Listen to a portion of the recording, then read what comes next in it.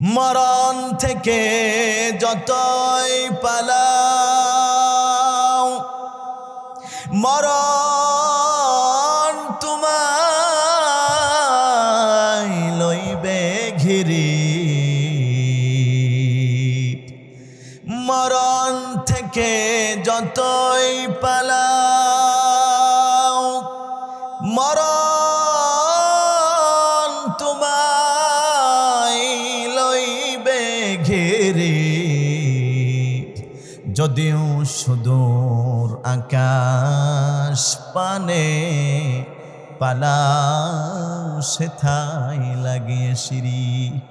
যদিও সুদূর আকাশ পানে পালাও সেথায় লাগায়া সিঁড়ি। অযুবক, মৃত্যু থেকে বাঁচার জন্য যদি তুমি সুমহান অট্টালিকার মধ্যে ঢুকে যাও, নির্দিষ্ট টাইমে মৃত্যু তোমাকে ধরবে। মৃত্যু থেকে বাঁচার জন্য আকাশেও যদি চলে যাও, নির্দিষ্ট টাইম হয়ে গেলে আকাশ থেকে মৃত্যু তোমাকে ধরে নিয়ে আসবে। এই পৃথিবীর সব বিষয়ে মানুষের মতবাদ আছে, আল্লাহর ব্যাপারেও মতবাদ আছে, কিন্তু মৃত্যুর ব্যাপারে এই পৃথিবীর একজন কাফেরেরও কোনো মতবাদ নাই। কাফেরও বিশ্বাস করে মরতে হবে। কারণ কি? কারণ হচ্ছে পৃথিবীর মানুষ বাস্তবতায় বিশ্বাসী। এই পৃথিবীর মানুষ যা দেখে না সবাই তা বিশ্বাস করে না। আমরা ইমানদার, আমরা নবীর কাছে শুনেছি জান্নাত সত্য, জাহান্নাম সত্য। আমরা কোরআনে শুনেছি মৃত্যু সত্য। আমরা কোরআনে শুনেছি ভালো কাজ করে গেলে জান্নাত, খারাপ কাজ করে গেলে জাহান্নাম। কোরআন বিশ্বাস করি, নবী বিশ্বাস করি, এই জন্য আমরা এই জিনিসগুলো বিশ্বাস করি। ঠিক কিনা বলেন? কিন্তু যারা কোরআন বিশ্বাস করে না, নবী বিশ্বাস করে না, তারা এই জিনিসগুলো বিশ্বাস করতে পারে না। কিন্তু মৃত্যু এমন একটা বাস্তবসম্মত বিষয় যেটা পৃথিবীর সব মানুষ তার চোখের সামনে অহরহ ঘটতে দেখেছে। এই পৃথিবীর কত বাবা তার কলিজার টুকরা সন্তানকে নিজের হাতের মধ্যে মৃত্যুবরণ করতে দেখেছে। এই পৃথিবীর কত সন্তান তার কলিজার টুকরা মা এবং বাবাকে নিজের সামনে, নিজের ঘরের উঠানে, নিজের সামনে হাসপাতালের মধ্যে মরতে দেখেছে। কথা বলুন ঠিক কিনা? এই পৃথিবীর কত পাড়া প্রতিবেশী তার পাড়া প্রতিবেশীর মৃত্যু দেখেছে। এই পৃথিবীর কত বন্ধু তার বন্ধুকে নিজের হাতে কবরে নামাইছে। কত ক্লাসমেট, চাকরিজীবী, এলাকাবাসী, তাবলিগের সাথী জিন্দেগি ভর 20 বছর 30 বছর পর্যন্ত একসাথে চলেছে। হঠাৎ করে মাইকের মধ্যে আওয়াজ হয়ে গিয়েছে অমুকের ছেলে অমুক দুনিয়া থেকে বিদায় হয়ে গিয়েছে। এই জন্য মৃত্যুটা চোখে যেহেতু দেখেছে, এই জন্য পৃথিবীর কোনো মানুষ মৃত্যুকে অস্বীকার করতে পারে না। এই পৃথিবীতে যত বিষয় আছে সব বিষয়ের মধ্যে মানুষের মতবাদ আছে, মত পার্থক্য আছে। অর্থাৎ একজনের এই মত আর একজনের ওই মত। পৃথিবীর যত বিষয় আছে সব বিষয়ে মানুষের মতবাদ আছে। যেমন উদাহরণ দিচ্ছি আপনাদেরকে বোঝার সুবিধার্থে। আমরা যে নামাজ পড়ি, নামাজের মধ্যে আমরা হাত নাভির উপরে বাঁধবো নাকি বুকের উপরে বাঁধবো, এটা নিয়ে বড় বড় ইমামদের মাঝে মতপার্থক্য আছে। কেউ কেউ বলছেন হাত বুকের উপরে বাঁধতে হবে, আবার কেউ বলছেন নাভির নিচে বাঁধতে হবে। এই মাসালা আপনারা বলেন আছে না নাই? 2 নাম্বার উদাহরণ, নামাজের মধ্যে সূরা ফাতিহা আমরা পড়ি। সূরা ফাতিহা পড়ার পরে আমিন আসতে বলবো নাকি জোরে বলবো, এটা নিয়েও মত পার্থক্য আমাদের না, আরো বড় বড় ইমামদের। আছে না নাই? শাফি রহমতুল্লাহি আলাইহি এবং উনার আদর্শে যারা লালন করেন তাদের কথা হচ্ছে আমিন জোরে বলতে হবে। আর আমরা হানাফি মাযহাব যারা, আমরা বলি আমিন আসতে বলা উত্তম। তাহলে বোঝা গেল এই নামাজের মাসালিয়া নিয়ে মানুষের মধ্যে মত পার্থক্য আছে, ইখতিলাফ আছে। এমনকি স্বয়ং আল্লাহর ব্যাপারেও মানুষের মতবাদ আছে। অনেকের কাছে হয়তো কথাটা নতুন লাগবে, আশ্চর্য লাগবে, লাগারই কথা। তবে কোরআন এবং হাদিস এবং তাফসির থেকে শোনাচ্ছি, ওলামায়ে কেরাম এগুলো জানেন। আল্লাহর ব্যাপারেও মানুষের মতবাদ আছে। যেমন এই পৃথিবীতে যত মানুষ আছে সবাই আল্লাহকে এক হিসাবে মানে না। কি বলেন মানে? আপনার এলাকার আশেপাশে যদি হিন্দু থাকে তাকে জিজ্ঞেস করবেন আল্লাহ কয়জন। হিন্দুরা বলবে আমাদের উপাস্য হচ্ছে দেবতা 33 কোটি দেবতা। এই জন্য তারা সূর্যের পূজা করে, গাছের পূজা করে, মাছের পূজা করে, তুলসী গাছের পূজা করে, এক এক সময় এক একটা জিনিসের পূজা করে। তারা মনে করে ক্ষেতের ফসল দেওয়ার জন্য একজন দেবী আছে, বৃষ্টি দেওয়ার জন্য একজন দেবী আছে, সুস্থতা দেওয়ার জন্য একজন দেবী আছে, অসুস্থতা থেকে মুক্তি করার একজন দেবী আছে, ব্যবসায় বরকত দেওয়ার একজন দেবী আসে। নানান কিছুকে তারা আল্লাহ মানে। আল্লাহ মানে কি? উপাস্য, যার ইবাদত করা যায় মানে। আবার ইহুদি খ্রিস্টান যারা, তারা উপাস্য হিসাবে ইবাদত কয়জনের করতে হবে? তাফসিরের মধ্যে আছে তারা মানে 3 জনকে। কয়জনকে মানে? একটু মেহরবানি করে বলেন কয়জনকে? ইহুদিদের বিশ্বাস হচ্ছে খোদা 3 জন। 1 নাম্বার আল্লাহ নিজে, 2 নাম্বার হযরত মারিয়াম আলাইহিস সালাম, 3 নাম্বার হযরত ঈসা আলাইহিস সালাম। এই 3 জনকেই তারা খোদা মানে। তাইলে বোঝা গেল আল্লাহকে সবাই এক মানে না। কারো মতবাদ হচ্ছে আল্লাহ 3 জন, কারো মতবাদ হচ্ছে আল্লাহ 20 জন। হিন্দুদের মধ্যেও কিন্তু সবাই 33 কোটিকে দেবতা মানে না। কেউ আছে 50 জনকে দেবতা মানে, কেউ 100 জনকে দেবতা মানে, কেউ 1000 জনকে মানে। তাহলে মানুষের মধ্যে খোদা কয়জন হবে, সৃষ্টিকর্তা কয়জন হবে, এটা নিয়ে মতবাদ জোরে বলেন আছে না নাই? আছে। আমরা যারা ইমানদার, আমাদের আকীদা এবং বিশ্বাস আল্লাহ কয়জন? ইমানের সাথে জোরে আওয়াজে কয়জন? আল্লাহ রাব্বুল আলামিন কোরআনুল কারীমে আমাদেরকে সেই আকীদা এবং বিশ্বাস শিখিয়েছেন। ক্বালাল্লাহু তাআলা কুল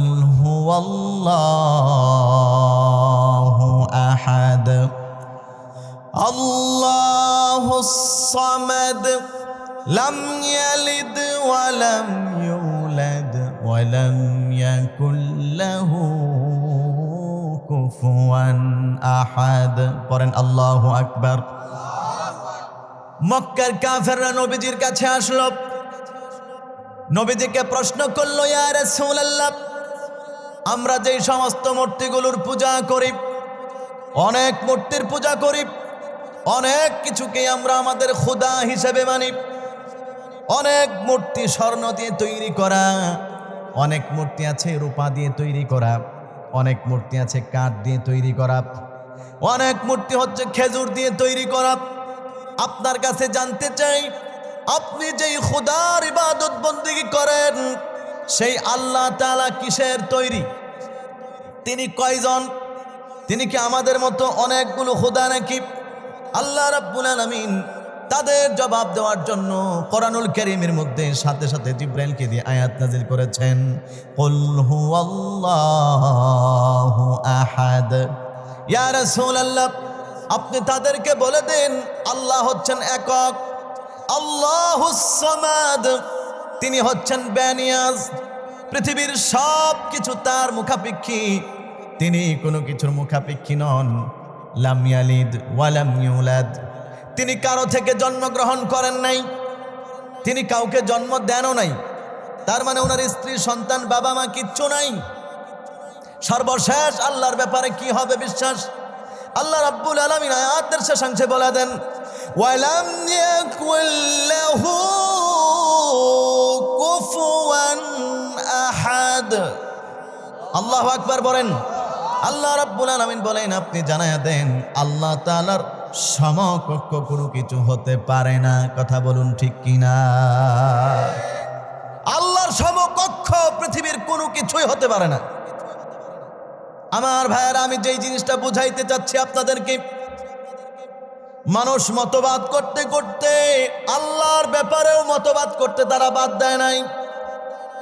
আল্লাহ কেউ তারা মতবাদ থেকে খালি রাখে নাই, আল্লাহর ব্যাপারেও তারা মতবাদ কায়েম করে ফেলেছে। কিন্তু এই পৃথিবীতে শুধুমাত্র একমাত্র এমন একটা বিষয় আছে, যেই বিষয়ের মধ্যে পৃথিবীর সব মানুষ একমত, যেই বিষয়ের মধ্যে হিন্দুর কোনো মতবাদ নাই, যেই বিষয়টার মধ্যে কাফের, বেদিন, নাস্তিক, মুরতাদ তার কোনো মতবাদ নাই।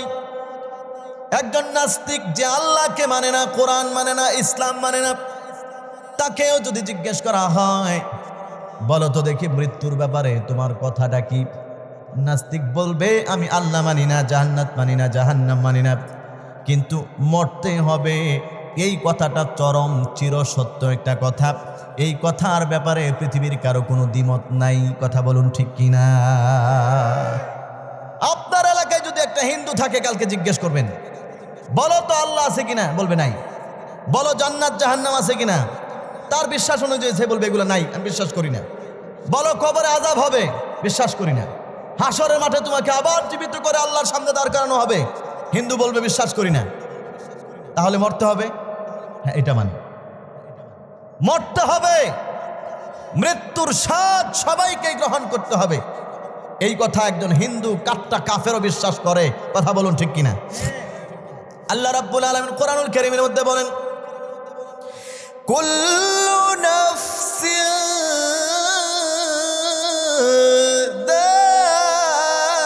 যায়িকাতুল মাউত।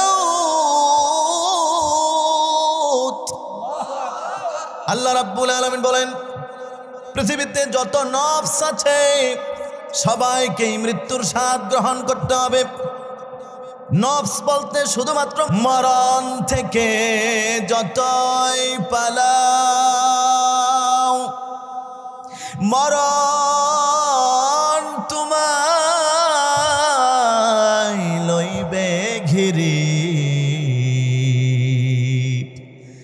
মরণ থেকে যতই পালাও, মরণ তোমায় লইবে ঘিরে।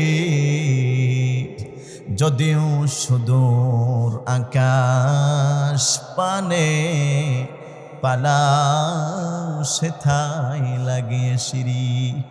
যদিও সুদূর আকাশ পানে পালাও সেথায় লাগায়া সিঁড়ি। অযুবক, মৃত্যু থেকে বাঁচার জন্য যদি তুমি সুমহান অট্টালিকার মধ্যে ঢুকে যাও, নির্দিষ্ট টাইমে মৃত্যু তোমাকে ধরবে।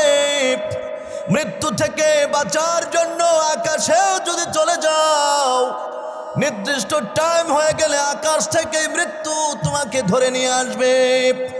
এই পৃথিবীর সব বিষয়ে মানুষের মতবাদ আছে, আল্লাহর ব্যাপারেও মতবাদ আছে, কিন্তু মৃত্যুর ব্যাপারে এই পৃথিবীর একজন কাফেরেরও কোনো মতবাদ নাই।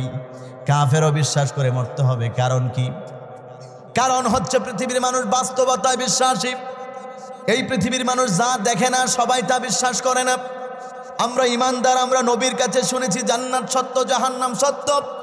আমরা কোরআনে শুনেছি মৃত্যু সত্য। আমরা কোরআনে শুনেছি ভালো কাজ করে গেলে জান্নাত, খারাপ কাজ করে গেলে জাহান্নাম। কোরআন বিশ্বাস করি, নবী বিশ্বাস করি, এই জন্য আমরা এই জিনিসগুলো বিশ্বাস করি। ঠিক কিনা বলেন? কিন্তু যারা কোরআন বিশ্বাস করে না, নবী বিশ্বাস করে না, তারা এই জিনিসগুলো বিশ্বাস করতে পারে না। কিন্তু মৃত্যু এমন একটা বাস্তবসম্মত বিষয় যেটা পৃথিবীর সব মানুষ তার চোখের সামনে অহরহ ঘটতে দেখেছে। এই পৃথিবীর কত বাবা তার কলিজার টুকরা সন্তানকে নিজের হাতের মধ্যে মৃত্যুবরণ করতে দেখেছে। এই পৃথিবীর কত সন্তান তার কলিজার টুকরা মা এবং বাবাকে নিজের সামনে, নিজের ঘরের উঠানে, নিজের সামনে হাসপাতালের মধ্যে মরতে দেখেছে। কথা বলুন ঠিক কিনা? এই পৃথিবীর কত পাড়া প্রতিবেশী তার পাড়া প্রতিবেশীর মৃত্যু দেখেছে। এই পৃথিবীর কত বন্ধু তার বন্ধুকে নিজের হাতে কবরে নামাইছে। কত ক্লাসমেট, চাকরিজীবী, এলাকাবাসী, তাবলিগের সাথী জিন্দেগি ভর 20 বছর 30 বছর পর্যন্ত একসাথে চলেছে। হঠাৎ করে মাইকের মধ্যে আওয়াজ হয়ে গিয়েছে অমুকের ছেলে অমুক দুনিয়া থেকে বিদায় হয়ে গিয়েছে। এই জন্য মৃত্যুটা চোখে যেহেতু দেখেছে, এই জন্য পৃথিবীর কোনো মানুষ মৃত্যুকে অস্বীকার করতে পারে না।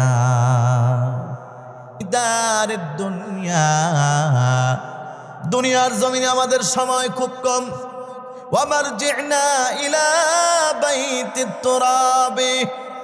আর আমাদের সকলের প্রত্যাবর্তন স্থল হলো মাটির ঘর। ওইটাই হচ্ছে আমাদের আসল জায়গা। কথা বলুন ঠিক কিনা? দুনিয়াতে আমি থাকবো না, আপনারাও থাকবেন না, আমরা কেউ থাকবো না। চিরদিন দুনিয়াতে থাকার জন্য আমরা কেউ দুনিয়াতে আসি নাই।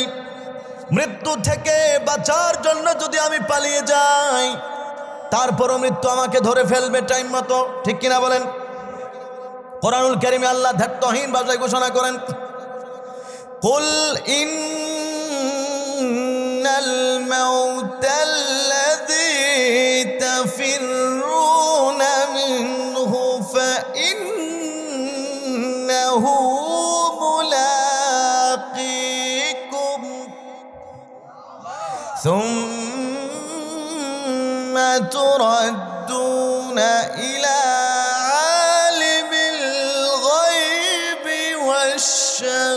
الشهادة فينبئكم بما كنتم تعملون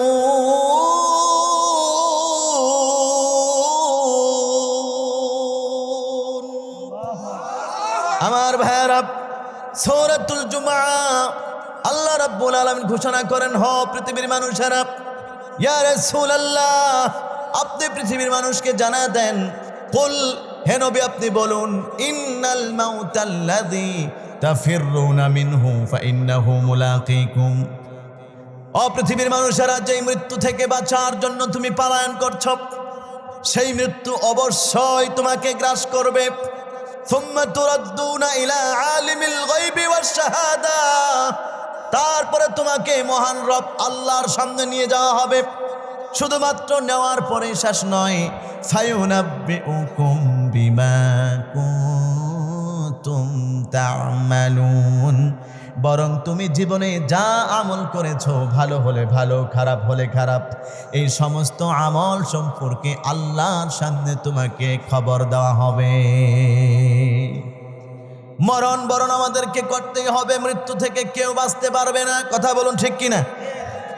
কোরআনুল কারীমের মধ্যে আল্লাহ তাআলা আরেক জায়গায় বলেন, আইনামা তাকুনু ইউদরিকুমুল মাউত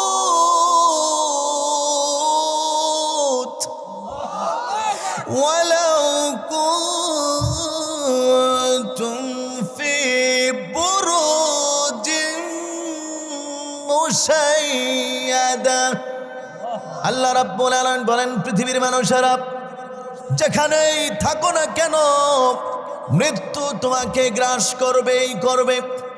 মৃত্যু থেকে পালার জন্য, বাঁচার জন্য তুমি যদি সুমহান একটা অট্টালিকায় ঢুকে যাও, সুমহান একটা পাহাড়ের উপরে চলে যাও, এমন একটা লোহার সিন্ধুকের ভিতর ঢুকে যাও, যেই জায়গার মধ্যে পৃথিবীর একটা পিপিলিকাও ঢুকতে পারে না, ও বান্দা শুনো, এমন জায়গার মধ্যেও মৃত্যু যখন সময় হবে তোমাকে ঠিকই ধরে নিয়ে আসবে, কথা বলুন ঠিক না বেঠিক? মরণ থেকে যতই পালাও, আপনাকেও করা লাগবে। এই মৃত্যু থেকে বাঁচার কোনো পথ নাই। একজন কবি বলছেন, একটা কবরের মধ্যে লেখা ছিল রাস্তার পাশে, বড় করে কবরের পাশে লেখা ছিল, হে পথিক একটু দাঁড়াও, আমার কথাটা শোনো। কবরের মধ্যে লেখা ছিল বড় অক্ষরে, আজকে তোমার যে অবস্থা, একটা সময় আমারও কিন্তু এই অবস্থা ছিল, আবার আজকে আমার যে অবস্থা, অপেক্ষা করো, একটা সময় তোমারও কিন্তু সেম অবস্থা হবে। কথাটা ছোট্ট কিন্তু ব্যাখ্যাটা অনেক বড়। ওই মৃত ব্যক্তি কেমন যেন ডাক দিয়ে বলতেছে, ও যুবক, রাস্তা দিয়ে হেঁটে যাচ্ছ, আজকে তোমার যে অবস্থা, এক সময় আমার সে অবস্থা ছিল। আমিও কিন্তু তোমার মতো যৌবনের গরমে কত কবরের পাশ দিয়ে হাইটা চলে গেছি।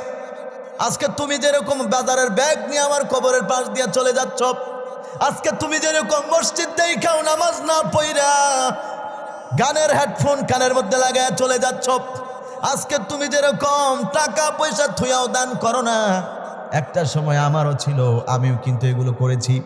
আমিও কিন্তু মসজিদের পাশ দিয়ে হেঁটে চলে গিয়েছি, আমিও কবরের পাশ দিয়ে হেঁটে চলে গিয়েছি, আমিও সম্পদ ছিল দান করি নাই। কিন্তু যুবক শোনো, আজকে আমার যে অবস্থা, তোমারও সে অবস্থা অচিরেই হবে।